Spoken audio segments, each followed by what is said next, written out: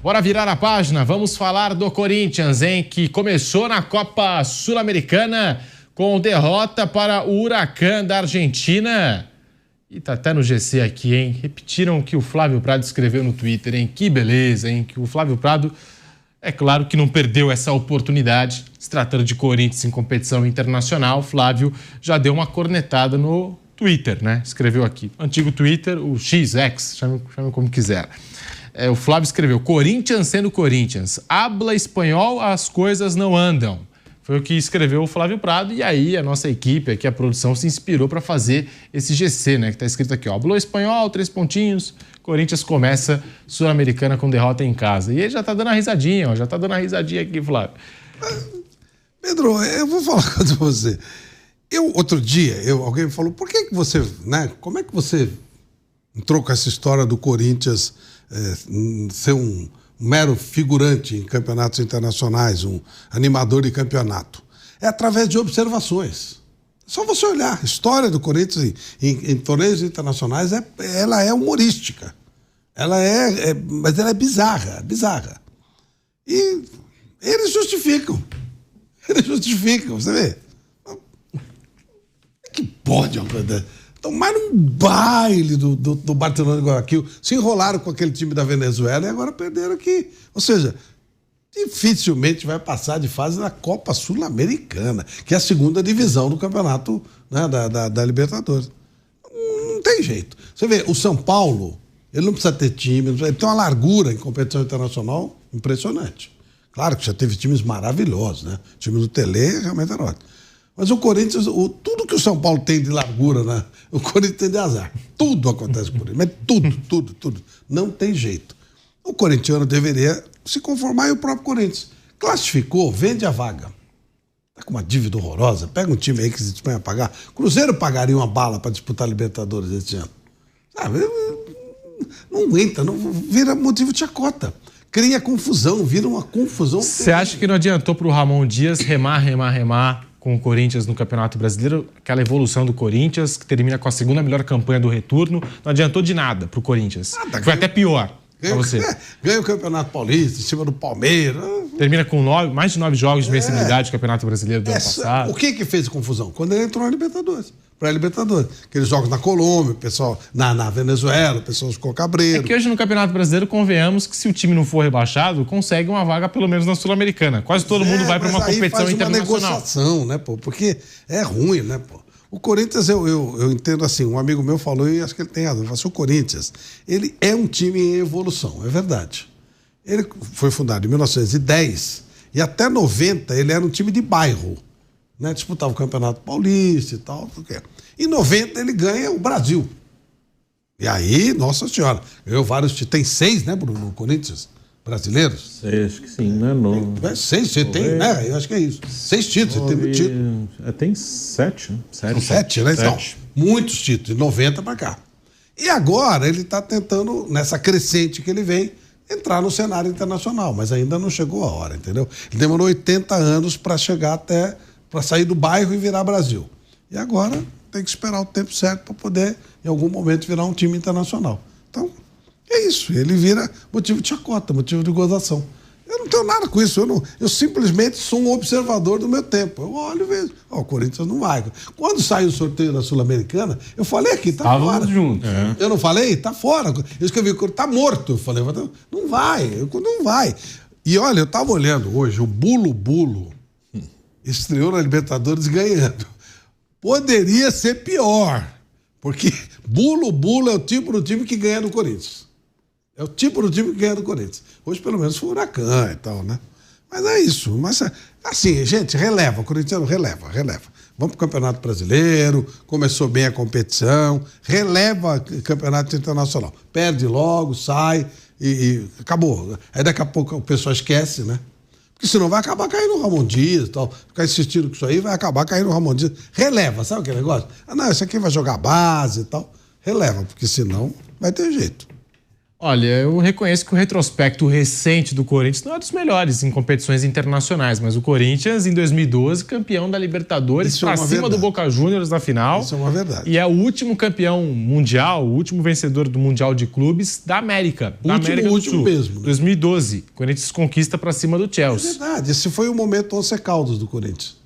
Once Caldas, o São Lourenço, o Colo-Colo. Esses times todos ganharam a Libertadores. Essas coisas acontecem. Isso aí faz parte. E até para dar esse charminho mesmo. O Once Caldas já estreou perdendo do Fluminense também. É isso, é esse. Então aquilo lá foi brilhante. Sabe aquela coisa que acontece? Isso acontece. E você citou o San Antonio Bulo-Bulo, né, que está na Libertadores, venceu o Olímpia por 3-2. Campeão mundial. É para deixar qualquer torcedor maluco nesse sentido, não só o do Corinthians, de outros clubes brasileiros, né, que poderiam estar na Libertadores, ficam ali analisando os times, né, e o San Antonio Bulo-Bulo hoje venceu o Olímpia por 3-2 na Libertadores da América. O Olímpia tem muito mais tradição que o Corinthians no cenário internacional. Muito mais. Não dá nem para comparar, né, o currículo de um e de outro. Aliás, o Olímpia que eliminou o Flamengo recentemente. Como diria o Pilhado... Olímpia! Flamengo já nas quartas de final. Eliminou o Flamengo e perdeu no Bulo-Bulo. Faz parte do negócio. Agora é popstar lá no Paraguai, o nosso Pilhado, né? Com certeza, se hoje ele viajar... É tonto estar? Que isso. Não, mas hoje, se ele viajar para o Paraguai, certamente será reconhecido lá nas ruas de Assunção. Não com muita simpatia, né? Mas será reconhecido. Não, mas eu acho que com simpatia, sim. O torcedor do Olímpia, né, deve reconhecer, deve enxergar no nosso Pilhado um símbolo, né, daquela classificação. Certamente, como a peça motivacional daquele time mobilizou aqueles jogadores. Bruno Prado, Corinthians foi surpreendido pelo Huracan. 2-1, o Corinthians leva um gol logo no comecinho, os 3 gols da partida todos na primeira etapa, mas o Corinthians leva um gol logo no comecinho.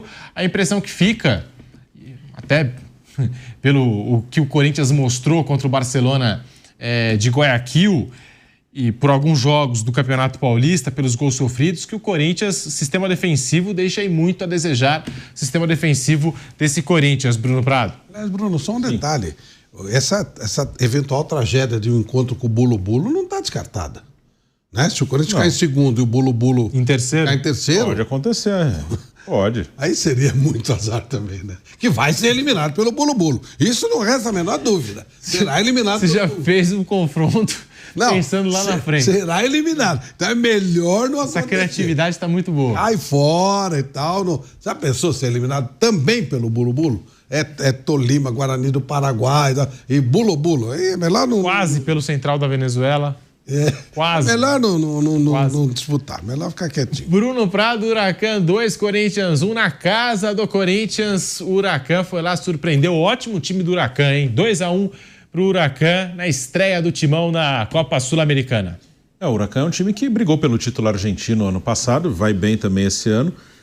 O Corinthians, vamos ver como vai ser, né, no pós-campeonato paulista, né? O Corinthians ganhou um campeonato que não vencia desde 2019, venceu um rival na final que vinha conquistando títulos todo ano, era o tricampeão paulista. E claro que isso tudo é legal, o torcedor curtiu, mas é um Corinthians que teve uma mobilização total para essa reta final de Paulista.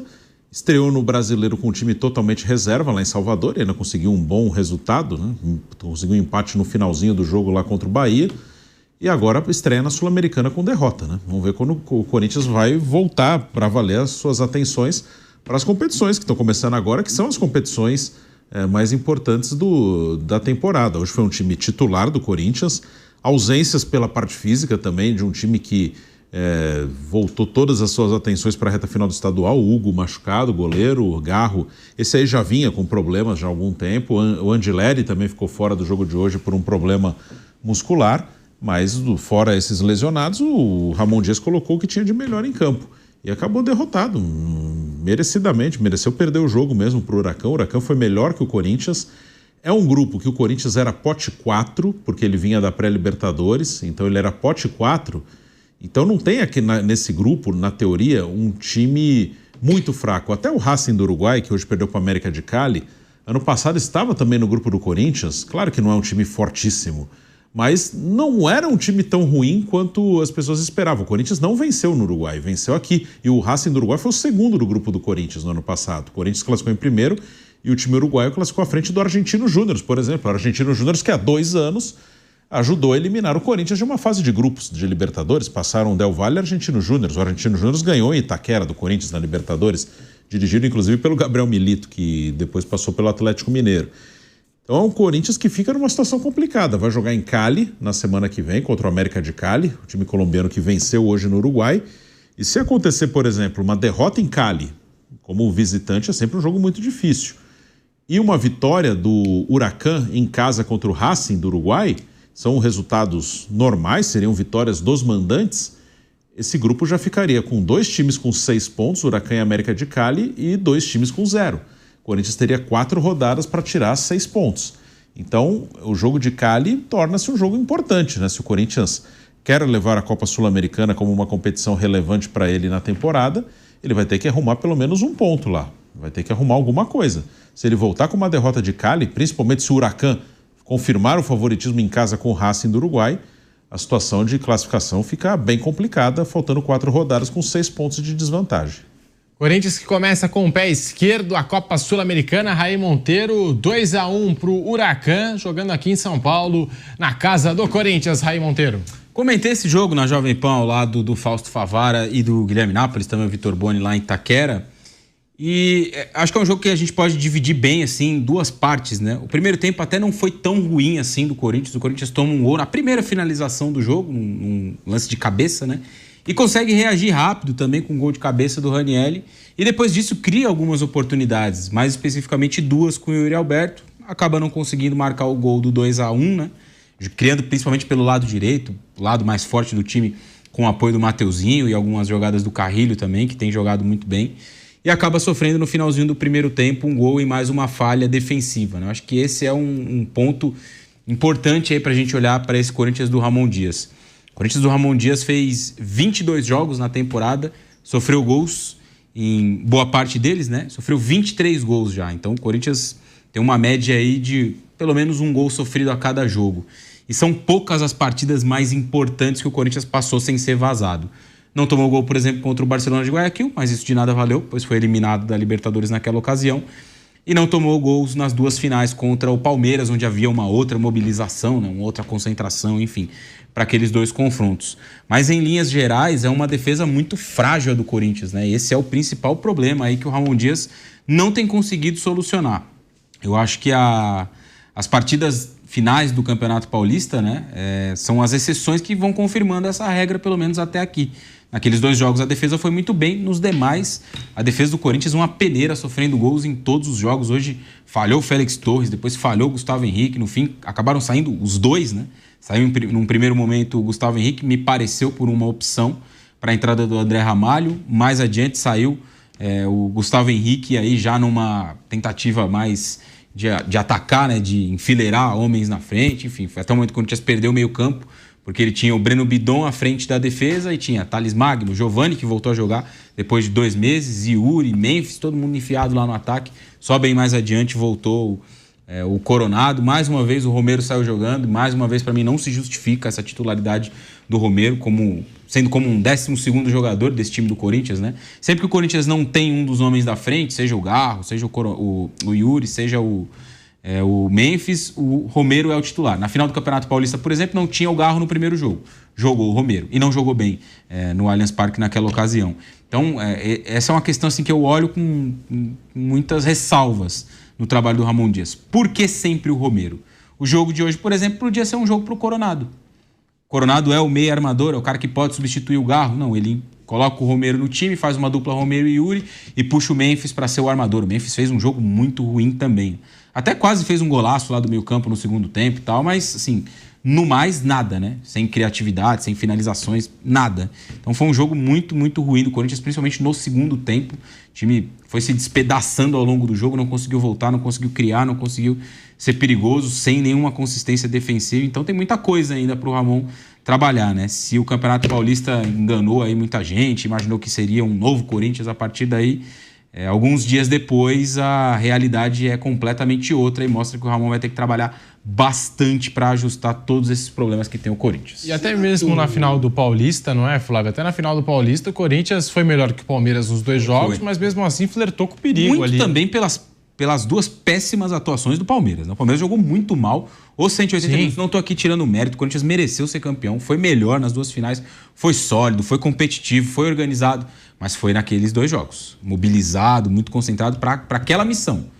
Depois já não conseguiu mostrar a mesma coisa. O Palmeiras em 180 minutos não conseguiu fazer um gol nesse Corinthians. Em 180 minutos. Pode. O Huracan hoje precisou de, sei lá, de 5 minutos para fazer um gol? Não, se o Palmeiras joga tudo que pode, obviamente que ele ganharia do Corinthians. Ele tem muito mais condição, né, técnica do que o Corinthians. Aqui o Palmeiras faz 2 aninhos que ele abdicou de jogar futebol, né? Então tá complicado. Tem conseguido algumas coisas, mas mais pelo nível individual de jogadores, Estevam, Hendrick e tal, do que propriamente porque a atuação como time. Mas o que eu queria falar é o seguinte: será que o Coronado tem condição para 90 minutos? Então. Desde que ele chegou, ele sempre foi utilizado meio tempo, 20 minutos finais. E a gente ele está pegando uma condição, né? Ficou muito tempo no futebol árabe e tal. Mas continua isso. Hoje, que era uma opção, como o Raí falou, era uma opção natural. Tinha que jogar o Coronado. Claro, saiu o Garro e jogou o Coronado. Não. Aí jogou 20 minutos no final. Então, você tá, não, mas o Garro tá jogando muito, então tá, o Coronado e o Garro ficam muito expostos, concordo com isso. Tá, mas hoje... Então, realmente, eu tenho muitas dúvidas se esse jogador tem condição para 90 minutos, ele suporta o jogo inteiro. Ou se é um jogador para meio tempo, para 20 minutos. E a gente também não pode perder de vista, né, Flávio, nessa equação, que é um jogador caríssimo pro Corinthians. Sim. Caríssimo, caríssimo. E acho que é um bom jogador, tem qualidade técnica, mas é fato que ao longo da carreira inteira dele, ele nunca jogou como no Brasil, né? O número de jogos, eu digo. Então o Corinthians precisa avaliar isso. Você tem um reserva. Me parece muito claro que a disputa é entre os dois e o Garro vai ser o titular. O Garro é um jogador melhor do que ele. Mas a partir do momento que você não tem o Garro, você tem um jogador que pode jogar no lugar dele. Se esse cara não está em condições para jogar quando você não tem o seu titular, é um cara que é caro, é caríssimo para o Corinthians. O salário dele diminuiu até um pouco da temporada passada para essa, né? Era uma questão contratual. No primeiro ano ele recebeu um valor, nesse segundo ano ele recebe um valor um pouco menor, que ainda é bastante dinheiro. Então o clube, não sei, tem que avaliar bem isso. Assim. Você vai ter um jogador que você não pode usar, porque ele só pode jogar 20 minutos, 15, meia hora. Então, acho que é algo, se for isso, não sei, mas se for tem que ser avaliado, porque hoje era um jogo para ele jogar. Claro, por que fez esse negócio? Se existe esse problema, você está levantando uma hipótese. Sim. E se não existe, por que o técnico não coloca esse jogador para jogar, se ele é um natural substituto e, como foi dito, custa caríssimo para o clube? Então, é uma coisa absolutamente lógica. Você tem um reserva caríssimo, ele tem que entrar no momento que o titular não joga. Se não coloca, ou ele não tem condição para 90 minutos, ou o técnico tem que explicar porque não coloca, né? Porque não tem sentido. Não dá para entender, o Coronado ainda não pegou aquela sequência de jogos com a camisa do Corinthians. Hoje entrou o Romero e o Ramon, essa dupla, né? Ramon e Emiliano Dias à beira do campo comandando o Corinthians. Já se sabe que o Hugo vai ficar um mês fora, então o Donelli vai ter uma sequência até interessante de jogos, porque na previsão inicial ele já foi o goleiro do Corinthians hoje, já foi o goleiro do Corinthians contra o Bahia lá na Arena Fonte Nova. E vai ser o goleiro do Corinthians, ao que tudo indica, contra o Vasco, contra o América de Cali lá na Colômbia, contra o Palmeiras, contra o Fluminense, Sport, Racing do Uruguai e Flamengo. Deve ser o titular do Corinthians em todos esses jogos. Pode ser a maior sequência de Matheus Donelli como goleiro titular do Corinthians. E o Vampeta, que está para retornar de férias essa semana, até um momento atrás, ele dizia: é um time que gosta de consagrar goleiro. Que o Carlos Miguel foi assim, o Donelli é sempre muito exigido quando está na meta corintiana, e o Hugo também, que tem se transformado num herói corintiano, com defesas importantíssimas, defesas decisivas, pega pênaltis, e um time que flertou com o perigo. Contra o Palmeiras, apesar de ter sido melhor nos 2 jogos, mas flertou com o perigo, teve aquele pênalti, em determinado momento ali até parecia que o Palmeiras podia conseguir um gol que ia levar para as penalidades. Contra o Barcelona de Guayaquil se complicou, fica de fora da Libertadores, também acabou se complicando contra o Central da Venezuela. É um time que, assim, você enfrenta esse Corinthians e a impressão que fica é que se você atacar um pouquinho, se você arriscar um pouco, você consegue ali ameaçar essa defesa corintiana, Flávio. O fator Hugo, especificamente, Pedro, eu nunca vi eu não conheço muito bem o Donelli, porque ele nunca foi titular absoluto. Mas eu nunca vi ele comprometer. Nunca. Quando aconteceu aquela sequência, né? Cássio, Carlos Miguel, quando ele saiu desesperado à caça de um novo goleiro, claro, não precisa ter um goleiro só. Mas eu achei que não tivesse desespero para contratar um goleiro por falta de confiança no Donelli. Claro que o Hugo é melhor que ele, tem mostrado isso. Mas ele, em nenhum momento, ele teve alguma partida, posso estar enganado. Eu lembro que ele tenha tido uma falha importante, não lembro disso. E, portanto, eu acho que agora é um momento legal para ele mostrar realmente serviço. Agora não tem opção. Agora vai jogar ele. Eu acho que é um momento importante para ele poder se firmar, mostrar se efetivamente ele tem condição. E aí, se o Hugo é jovem também, ficar muito tempo, ele pode até pensar em coisas diferentes, como o Walter fez, né? No momento que o Cássio se firmou, o Walter foi cuidar da vida dele. Não era o Walter, o reserva era aquele outro... Do Cássio foi o Walter muito tempo. O Walter, sim. Não, mas teve um outro goleiro que, quando o Cássio ficou...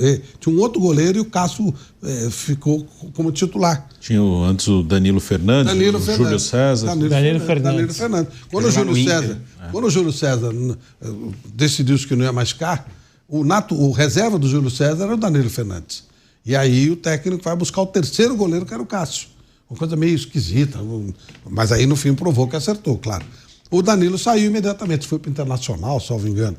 E aí é o mesmo caso. Se o Donelli for um bom goleiro, efetivamente, ele tem a opção de ficar no Corinthians, como reserva do Hugo, ou procurar um caminho melhor para ele, numa outra equipe, numa outra condição, como o Danilo Fernandes fez, como num determinado momento o Walter fez, porque não é legal para um jovem goleiro ficar a carreira inteira na reserva. Não tem o menor sentido, né? E pela maneira como o Corinthians saiu para procurar um goleiro depois da saída do Carlos Miguel, obviamente que não havia um plano para que o Donelli fosse aproveitado a curto prazo ou nunca, né? Trouxe um goleiro jovem e o Donelli fica como reserva. Então, se ele tivesse a condição de mostrar serviço nesses próximos jogos, de repente ele pode abrir um espaço na carreira dele para um outro time, para outro local para jogar.